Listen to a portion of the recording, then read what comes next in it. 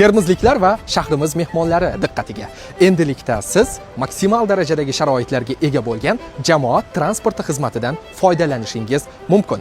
Gap shundaki, davlatimiz rahbarining tegishli qarori bilan Xitoy davlatidan Termiz shahridagi 3-chi, 4-chi, 7-chi yo'nalishlarda qatnovchi 35 ta zamonaviy avtobuslar olib kelindi va 2026-yilda yana 65 ta xuddi shunday avtobuslar olib kelinishi rejalashtirilgan. Ahamiyatliisi, mazkur avtobuslarda yosh bolali, nogiron fuqarolar uchun ham barcha sharoitlar yaratilgan. Tez kunlarda Termiz shahrida ushbu avtobuslar harakatlana boshlaydi.